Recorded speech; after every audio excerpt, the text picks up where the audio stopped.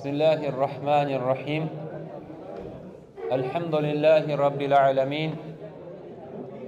Vahdehu vessalatu vesselamu ala nebiyyina Muhammedin ve ala alihi ve ashabihi ecma'in.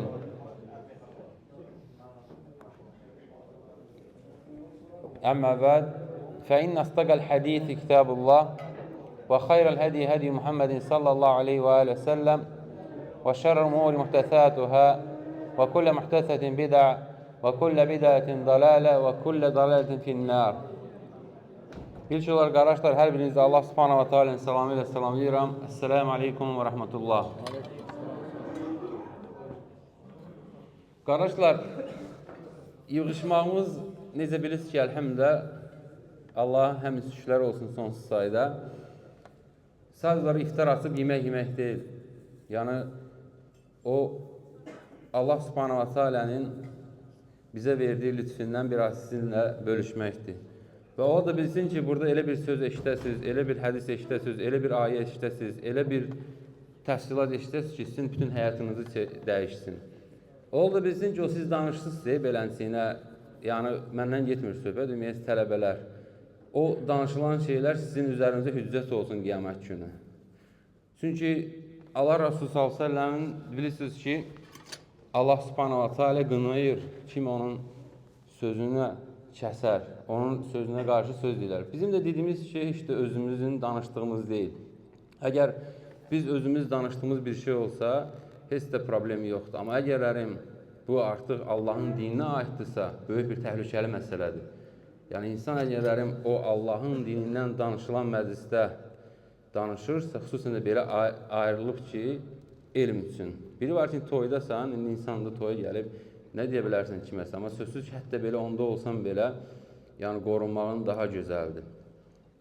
Çünki bilirsiniz necədir, əziz qardaşlarım, yəni elm elə belə deyil. Bu Allah Rasulü s.ə.v mirasıdır. Peyğəmbər s.ə.v heç bir var dövlət qoyub getmədi. Hətta belə, yəni övladları belə üçün o nə qoyub getdi? Elm qoyub getdi özündən sonra. Bu da Allah Rasulü s.ə.v-in mirasından olan bir paydır. O da ki, sözsüz ki, biz kimik? Heç biz varisləri onun kimlərdir? Alimlərdir. Biz də o alimlərdən nələrsə örgənib, çalışırıq ki, sizə onu çatdıraq Allahın izni ilə. Allah subhanahu da hər birimiz eşitib faydalı eləsin. Sadəcə olaraq diqqət eləmək lazımdır məsələlərə. Yəni, Allah bizi rəhm eləsin hər birimizə. Allah subhanahu da sonsuz sayda şükürlər olsun ki, müvəffəq edib bizə bu orucları. Artıq fikir verirsiniz, bu günlərin 15-ci gündür. Sözsüz ki, insan sevinir, Allah müvəffəq elədi, oruc tutdu 15 günü. Amma söhbət ondan gedir ki, hamısı bizim həyatımızdan gedir və görürsən ki, həqiqi mənada necə də salmış günlərdir. Necə ki, Allah subhanahu ta'ala Quran-ı Kərimdə deyil. Yəni, salmış günlərdir. Tez keçib gedir, yəni, o deməkdir. Elə də bizim həyatımız elə. Həm aləmlər Rəbbi olan Allaha məxsusdur. O Allah ki, bizə ömür verdi, vaxt verdi və o vaxtı bizim üçün imtihan etdi. Və Peyğəmbərimiz Muhammedə sallallahu aleyhi və aleyhi səlləmə, onun ailəsinə və sahabələrinə salavat və salam olsun. Əziz qardaşlarım, insanın ən böyük sərvəti malı deyil, vəzifəsi deyil, gücü deyil, vaxtıdır. Çünki mal itər, geri qayıda bilər. İnsan yəni ola bilsin ki, bir hansı ticarət eləyər, ziyan eləyər. Düzdürmü? Sonra növbəti il və yaxud növbəti ayda bir başqa bir ticarət eləyər, o qayıdar. Sağlamlıq zəifləyər, bərpa oluna bilər. Amma keçən vaxt geri qayıtmaz. Vaxtın keçdisə artıq mümküniyyət yoxdur ki, o qayıtsın geri. Necə ki, Muhammed sallallahu aleyhi və səlləm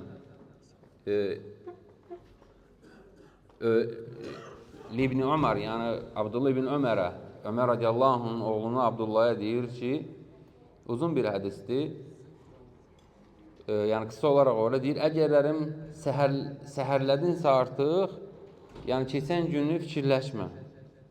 Əgərlərim axşamladınsa, səhər haqqında fikirləşmə. Yəni, sən bu günün, indi yaşadığının sahibisən.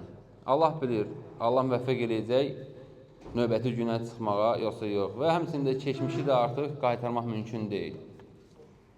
Allah subhanahu wa ta'ala çoxumuzun bildiyi surədə, qısa bir surədir, 3 ayədən ibarətdir. İlk ayəsində deyir, vəl-asr. Allah subhanahu wa ta'ala and içir burada, and olsun zamana, and olsun vaxta. Sözsüz ki, burada çox böyük faydalar var. Faydalardan biri odur ki, yəni insan Allah subhanahu wa ta'ala'dan qeyrisini and içə bilməz. Allah subhanahu wa ta'ala ama istədiyi şeyə and içə bilər. Fikir verirsiniz, Allah subhanahu wa ta'ala and içir vaxta. Və şəmsi, məsələn, günəşə, və duha vaxtına, qiyamət gününə. Bu, nəyə dəalət edir, əziz qardaşlarım? Yəni, bu şeyin çox dəyərli olmağına. Vaxta and içir Allah subhanahu ta'ala. O vaxt ki, biz ondan ibarətik. Sonra nə deyir, növbəti ayədə, İnnəl insənə ləfī xusur. Həqiqətən, insan ziyan içindədir. Yəni, itki. Hansı insanlar itkisindədir? Sözsüz ki, o vaxtın dəyərini bilməyənlər, qədrini bilməyənlər. Əlbəttə ki, növbəti ayədə görürsünüz, istisna gəlir. İlləl-ləzīnə əmənu və amilus-salihati və təvasav bil-haqqi və təvasav bis-sabr. Yalnız o şəxslərdən başqa ki, iman gətiriblər və salih əməllər görürlər və haqqı tövsiyə edirlər və bunlar hamısına səbr edirlər. İman gətirmək yanı, alimlər deyir ki, 4 qaydadır burada. Birincisi nədir? Odur ki, elm almaq, elm öyrənmək. Yəni, sən elmsiz şəkildə Allah subhanahu wa ta'ala iman gətirə bilmərsən. Gətirsəniz də belə, sənin imanın naqisdir. İkinci nədir? O elmə əməlləmək. Deyək, illəl-ləzīnə əmənu və amilus-salihət. Salih əməllər, yəni həmən öyrəndiyin elmə əməlləmək. Üçüncü nə gəlir, əziz qardaşlarım? Və təvasav bil-haqq, haqqı tövsiyə eləmək. Yəni, artıq əməl, öyrəndiyin elmi, əməl elədin və sonra artıq onu eləməlisən, tövsiyə eləməlisən, dəvət eləməlisən, ona çağırmalısan. Dördüncü də nədir? Səbr eləmək. Baxın, burada bir qayda var. Ayənin sonunda gəlməyinə baxmayaraq, o bütün hamısından mühümdür, səbr eləmək. Elm alanda səbrə ehtiyac var, əlbəttə var. Bir də görəcəksən, işdən çıxaracaqlar. Bir də görəcəksən, evdən çağıracaqlar. Bir də görərsən və s. nə qədər misallar sən, səbirli olub, yəni Allah üçün o ayırdığın vaxtını neynəməlisən? Səbirlə, yəni onu mütləq yəni, axıra çatdırmalısan. Həmçinin insanın hədəfi olmalıdır. Yəni, hədəfsiz mümkün deyil. İndi o məsələyə gələcək Allahın izni ilə. Fikir ver, sonra elm alandan sonra neynəməlisən? Onu əməl eləməlisən. Əməl eləyəndə də həmçinin əziz qardaşlarım, səbirə ehtiyac var. Yəni, mühümdür. Səbir çox böyük rol oynayır insanın həyatında. Üçüncü məsələ nədir? Dəvət. Dəvətdə də səbirə ehtiyac var. Əgərlərim səbir eləməsən, görürsən, sən dəvət edirsən insanları, xeyrə çağırırsan, Allahın kəlamından deyirsən və dəvət edirsən xeyrə, sənə adlar qoyurlar. Yəni, neynəməlisən? Allah üçün səbir eləməlisən. Çünki sən getdiyin yol hansı yoldur? Allah Rasulü s.ə.v-in yoldur. Bir dənə onun həyatından oxuyun, öyrənin, görün ona nələr baş verib onun həyatında. Məkkə həyatını oxusanız, onun sürü. Görün, necə onun başına oyunlar gəlibdir. Amma o neyinibdir? Hamısını gözəl şəkildə səbir eləyibdir. Adi bir dənə misal sizə çəkim. Çünki vaxtımız azdır. Məsələn, Peyğəmbər s.ə.v Taifə gedir. Necə bilirsiniz ki, Allah Rasulü s.ə.v-in Məkkədə dəvətini qəbul eləmirlər. Eləyən eləyir, yəni ümumi olaraq çox əziyyət verirlər. Allah Rasulü s.ə.v qərarlaşdırır ki, geçsin Taifə. Taifə də gedəndə artıq Məkkə müşrikləri ora xəbər salmışlar ki, Muhammed gələcəkdir, onu qarşılayın. Muhammed s.ə.v ora girəndə böyüklük, kiçiklik, hər iki tərəfdən Allah Rasulü s.ə.v-i daşqalaq eləyirlər. O qədər daşqalaq eləyirlər ki, Allah Rasulü s.ə.v-in əyaq geyimi belə bütöv qan olur. Belə tökülsündən, belə axar, belə qan tökülür. Baxın, görün, Allah Rasulü, biz olsaydı, necə onu qarşılayardıq? Fikir verin Allah Rasulü s.ə.v dəvətinə. Neyniyir? Gəlir, oturur, peşman sözsüz ki də, nəyə peşman deyir? Özünə görə yox yenə də. Yəni fikirləşir ki, bunlar qəbul eləmədilər dəvəti. Canlarını qutara bilmədilər oddan. Ona peşman olur. Sonra nə olur əziz qardaşlarım? Sonra isə Allah Subhanahu va Taala iki mələk göndərir. Deyir ki, Allah Subhanahu va Taala deyir, bir dənə deyir, bu dağları onların başına çevirsin.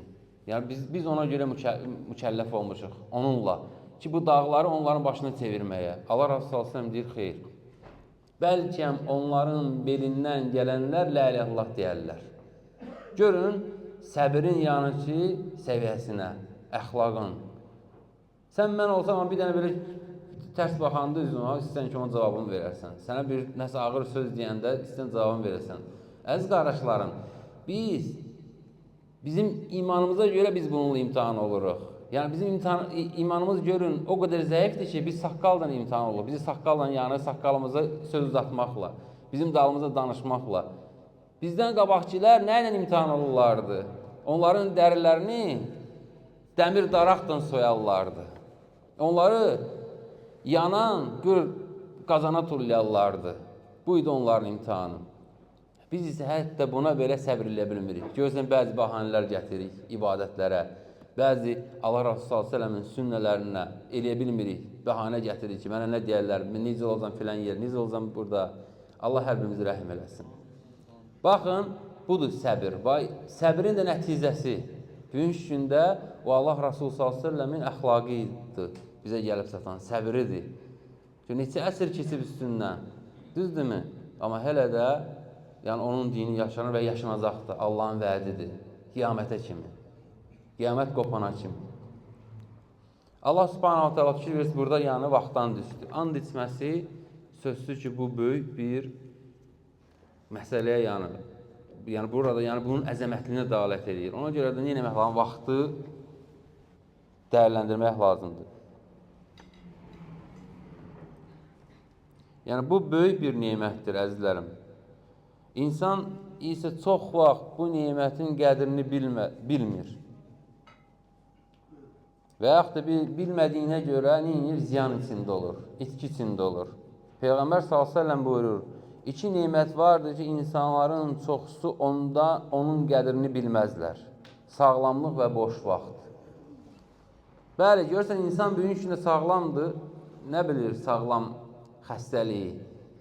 Onun için bilir sağlamlığın qədrini, o insan artıq onun əlindən gedən o sağlamlıq. O daha onu dərk edir, amma onu da artıq gec olur. Və yaxud da boş vaxt.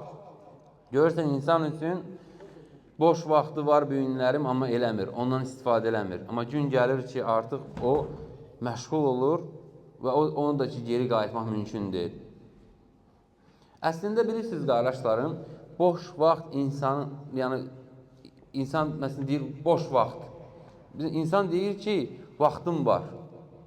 Bəyən vaxt onundur. Amma əslində vaxt insanın deyil.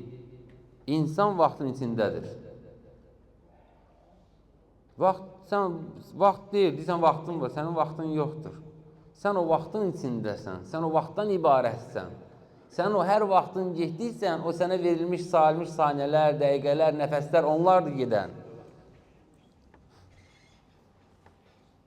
Çünki vaxt axır.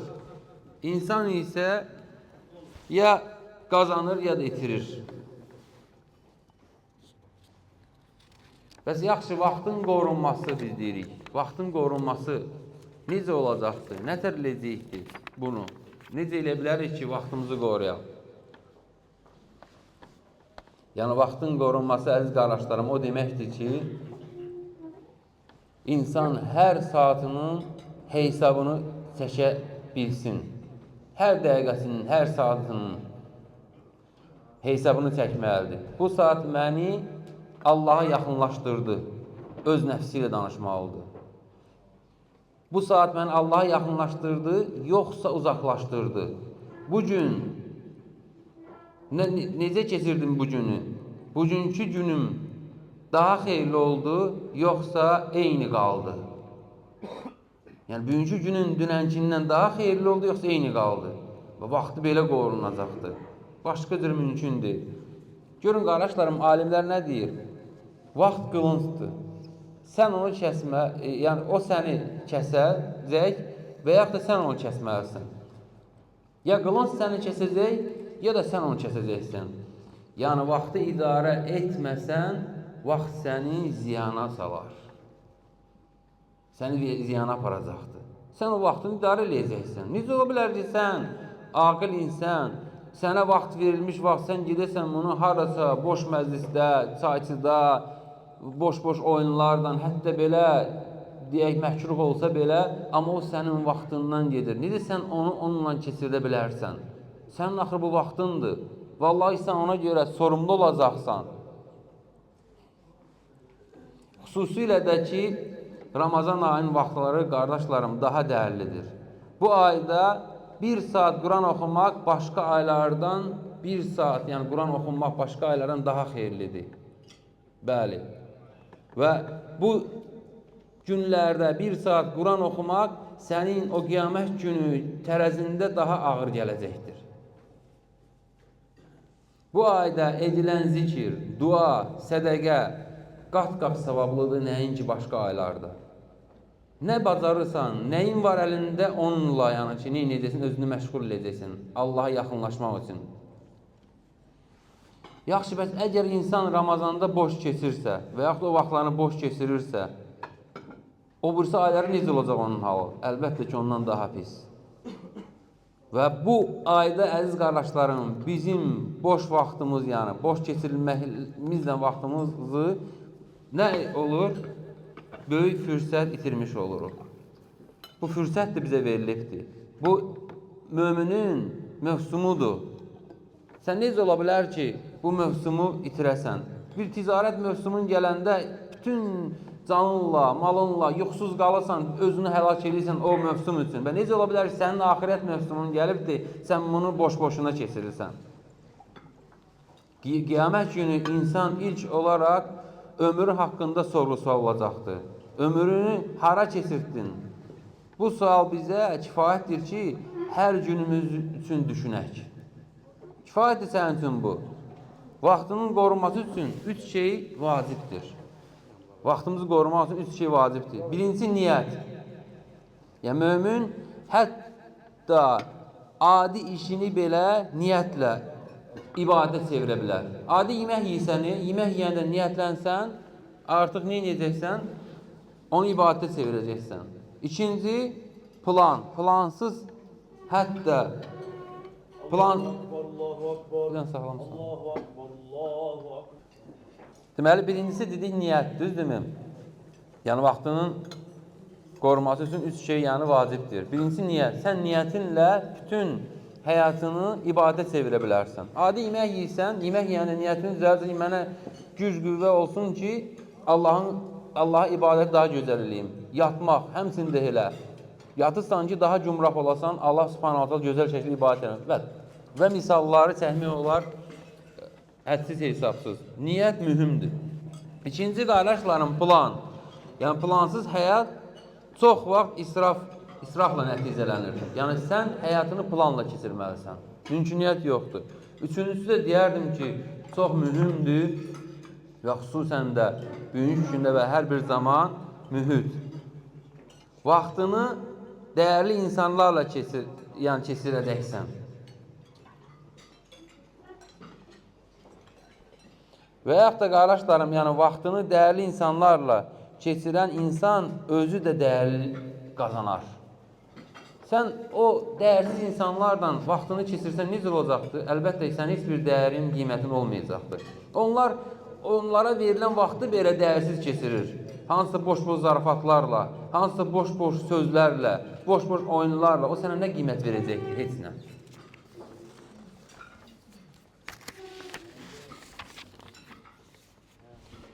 Unutmayaq ki, qardaşlar, dünya geri qayıtmayacaq. Sabahı isə sabaha zamanət yoxdur. Sabahımız zamanətli deyil. Bizim əlimizdə olan yalnız bu gündür. Gəlin elə bu iftar süfrəsində qərar verək. Vaxtımızı qoruyacaq. Onu qeybətlə, boş mübahisə ilə, faydasız məşğuliyyətlə, bu şeylərdən uzaq olaraq Yəni sən bu ayda özünə söz ver və Allahın izni ilə onun bərəkətini gör. Və hər günümüz üçün daha Allah subhanahu wa ta'ala'ya yaxınlaşdırıcı əməllər eləyəcəyik. Allahın izni ilə. Və Allah subhanahu wa ta'ala'dan diləyirəm ki, vaxtımızı bərəkətli etsin, ömrümüzü itaətində keçirməyə bizə nəsib etsin, bizə elə bir həyat versin ki, hər günümüz ona yaxınlaşmaq olsun. Allah subhanahu wa ta'ala hər birinizin ibadətini qəbul etsin. Allah oruclarınızı qəbul etsin. Qıldığınız namazları, verdiyiniz sədəqələri, oxuduğunuz Quranları və qardaşlarım artırın. Əgərlərin büyüyünə kimi siz gözəl şəkildə artır-arta gəlmişsə, bu sizi arxayınlaşdırmasın. Daha da artırın. Yox, əgərlərin bu günə kimi qafilət içində olmuşsunuzsa, heləm gec deyil. Qabaqda Ramazanın yarısı var. Onda artırın. Allah daha doğrusunu bilir. Və Rəbbimizdən diləyirəm ki, bu iftar süfrəsində necə bilirsiniz ki, duaların qəbul olan vaxtıdır. Allah subhanahu wa ta'ala ölkəmizi qorusun, millətimizi, xalqımızı qorusun. Allah subhanahu wa ta'ala müharibəmizdə və sərhəddə dünyalarını dəyişənlərin şəhadətini qəbul etsin. Allah subhanahu wa ta'ala güc və qüvvət versin başımıza. Allah subhanahu wa ta'ala ona kömək olsun düzgün şəkildə qərarlar verməyə. Allah bizi irəlilədikdən sonra geriləməkdən qorusun. Allah subhanahu da bizi daim haqq kimi başa düşüb ona əməllə qullarını eləsin. Batili də batil kimi görüb ondan çəkinən qullarını eləsin. Subhanakallahumma bihamdik. Əşhədu ən la ilahe illə ənt. Əstəğfiruka və etûbu ileyk.